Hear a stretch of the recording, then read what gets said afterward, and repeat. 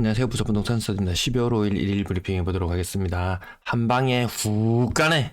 한방에 훅 가네. 이런 느낌이 드는 차트의 한 부분을 말씀드리도록 하겠습니다. 지난 주말 동안 뉴스 좀 보셨나요? 실거주 의무 관련해서 법을 바꿔야 할 수 있는 부분인데 마치 할 수 있는 것처럼 장담하고 미분양되었던 것들 팔아먹고 그 다음 나 몰라라. 정책 담당자들도 막 바뀌죠. 네, 좀 있으면 국토부 장관도 바뀔 것이고 그 다음에 재경부 장관도 바뀔 것이고 전부 다 나몰라랍니다. 이제 살 길 찾아서 이제 국회의원 선거에 또 이제 또 나와야 되잖아요. 이분들 뭐 해놓고 갑니까? 뭐 해놓고 갑니까? 하는 집값 수준 2015년 수준으로 낮춰야 된다. 부산의 2015년 수준 집값 상상 가시나요? 대구에는 많은 지역들이 2016년, 17년 집값을 보여주고 있어요. 그런 부분들을 봤을 때, 야, 부산도 아직 빠질 자리가 많겠구나. 규제 풀어도 정비사업 냉각, 부산 최근에 분양했던 곳, 청약 경쟁률 이런 것도 처참하죠. 자, 아파트를 살 수 있는 여러 가지 기준에 대해서 제가 종종 말씀을 드리는데요. 가격이 많이 빠지면 살 것인가? 아니면은 거래량이 좀 살아나면 살 것이냐? 아니면 아파트 전체 개수 대비 얼마나 거래가 되느냐? 이 회전율을 보고도 하는데요. 아무튼 가격이 일부 반등했다. 거래량이 일부 살아났다. 하지만 전체를 놓고 봤을 때는 회전율은 엉망이었던 2023년이었는 것 같네요. 40주 대출 금기자 역대급 거래 절벽. 여기 영향도 제법 큰 게요. 건당 거래 대금 나중에 제가 차트에서 한 방에 훅 가네라고 이렇게 말씀드리는 부분 중에서 요 특례가 굉장히 큰 영향을 미친다는 부분을 차트의 한 면을 통해서 보여드리도록 할게요. 빚내서 집사라 시즌2였다. 였나가 아니고 였다. 내년에 27조 풀린다는데 그 효과는 이 특례 40조의 반의 반도 안 됩니다. 그 반의 반도 안 됩니다. 그 효과는 굉장히 제한적일 것이다. 이걸 보고 들어간다면 안 된다. 섣불지고 불속으로 뛰어드는 것과 같은 형국이다. 그렇게 말씀드립니다.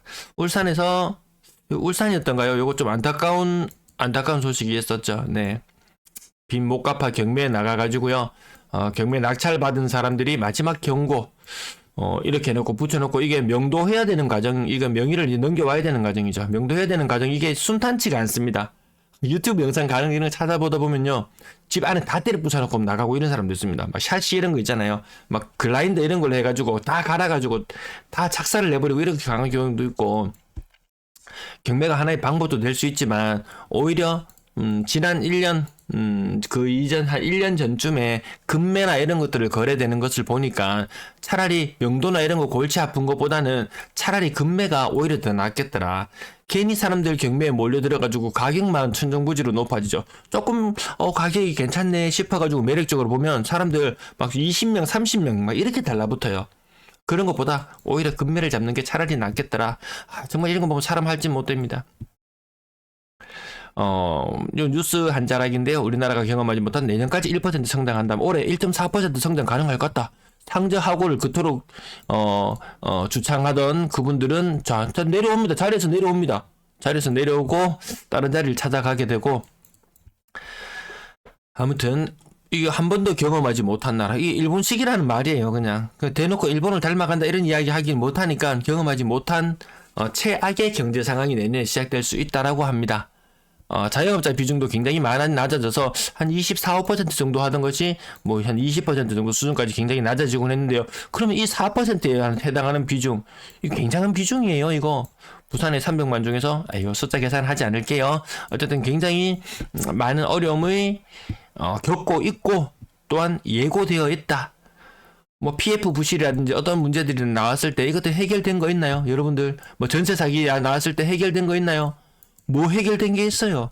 다 이연시키고 있는데 이거 다음 정부까지 미룰 수 있다고 생각하시나요? 총선 이후에 한번 지켜봅시다. 매도 물량 오늘은 화요일 치고는 굉장히 이례적으로 매물이 안 늘어났는 날, 좀 특이합니다.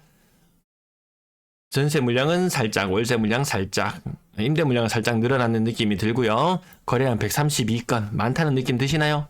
132건, 지난주에 138건, 131건, 147건 줄어드는 추세였어요.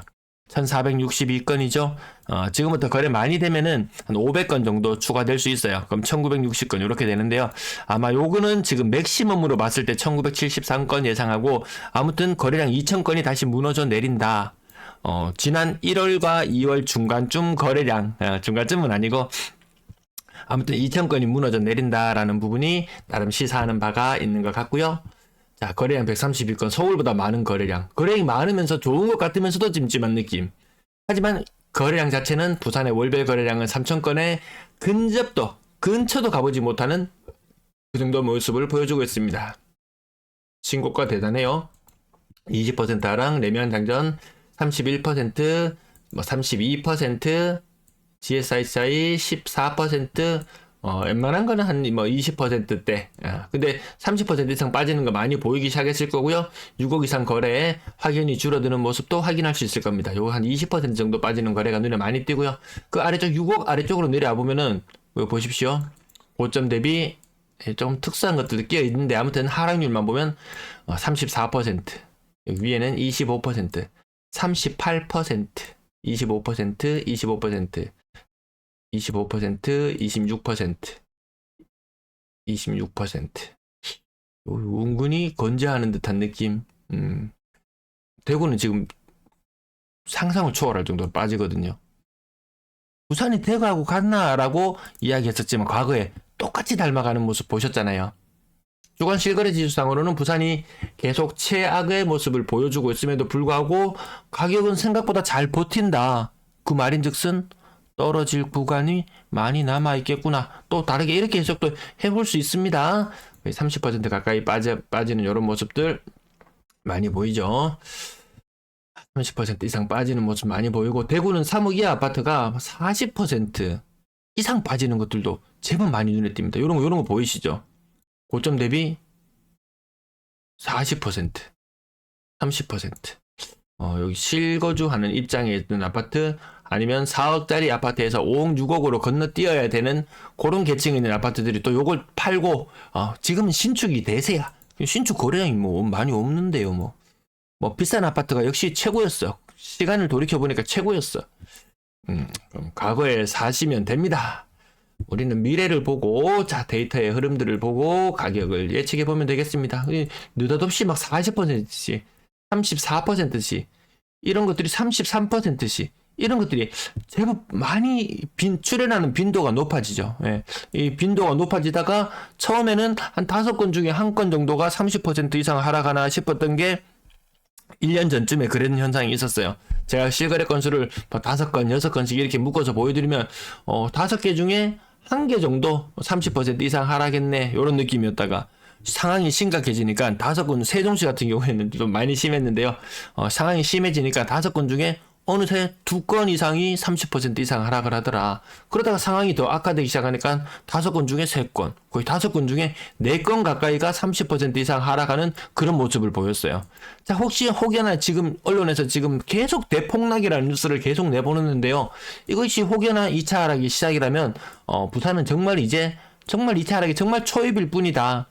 정말 초입일 뿐이다. 이 5건 중에 1건 정도가 30% 이상 하락하는 모습을 보여주는 정도. 물론 그 위에 28%, 32% 이런 걸 평균 잡아서 30%로 본다면 한 2건 정도, 5건 중에 2건 정도 느낌은 나는 것 같네요. 또 가격 하단 부분까지 한번 봐볼게요. 쭉쭉 빠지는 현상이 여기 보면 이런 현상들이 생각보다 많이 나타날 수 있다. 30% 이상 하락하는 모습들, 네, 거의 40% 가까이 직거래긴 했네요. 빼고라도 직거래 왜 이렇게 많지? 무엇이 좋은 것이라고 직거래를 하나요? 자, 제가 오늘 한 방에 훅 간다고 말씀드리는 부분이, 요 10월달은 LH가 153건 한 1억 5천짜리 소형 평형들, 이런 거 1억 5천짜리를 한 150개 사면서 평균 금액을 깎아 먹었어요. 그 부분을 계속 말씀드렸었죠. 근데 지금 11월 달에 거래는 지금 한 75% 가까이 거래가 되었을 거예요. 근데 얘가 올라가지를 못해요. 2021년 아니 2022년 수준 가격하고 거의 같아졌어요. 이 특례 구간에서는 6억 이상 아파트도 겁없이 지를 수 있었던 그런 시장이었다면 지금 이때하고 지금하고는 완전 다른 시장으로 접어들었다. 지금 그때와 지금은 완전 다른 시장이에요. 평균 거래대금이 뭐 한 500만 원, 1000만 원 사이에 위아래로 왔다 갔다 하던 것이 갑자기 5천만 원이 뚝 떨어졌어요. 지금 완전히 다른 시장이다. 그 이전과 2023년에 2월 달부터 9월 달까지는 잊어라. 그때하고 지금은 완전히 다른 모습이다. 한 방에 훅 간다는 말씀, 조기에서 제가 말씀을, 힌트를 얻어서 말씀을 드려봤습니다. 요 데칼코마니처럼, 요렇게, 요 개마고운 느낌 난다고 말씀드렸는데요. 높지 않아요. 높지 않습니다. 이런 큰 산들을 만들지 못했다. 대선도 만들지 못했고 엄청난 규제 해제와 돈 살포도 막지 못했다. 내년 총선이 또다시 부흥기를 한번 만들 거라는 그런 기대, 그런 선진입, 요즘에 선진입하는 사람 있나요? 선진입 하지 마세요. 하지 마세요. 요 보세요. 눈치 빠른 사람, 돈 많은 사람들 비싼 아파트 바로 안 삽니다. 바로 안 사요. 사도 큰 실익이 없거든요. 한 방에 1억, 2억 안전자리에서 주저앉잖아요. 서울은 다리가 커서 뭐 5억, 6억 한 방에 주저앉는 이런 모습들을 보는데 아유 겁나서 손이 나가겠습니까? 선진입 그거 뭐 부추기는 사람들한테 많이 하라고 하십시오. 자, 화요일 날 거래 200건이 넘어가는 거래 모습도 보여줬지만 아니더라 이거 아니다. 지금 이 분위기 아닙니다. 거래량 막 살아나고 이런 분위기 아니에요. 전세 가격 11월 달 조금 빠져 있고요. 12월 자료는 아직 몇 건 되지 않아서 아직까지 요거 비율은 아직 12월 달 내용까지는 보실 필요가 없겠습니다. 네, 오늘도 시청해 주셔서 감사합니다.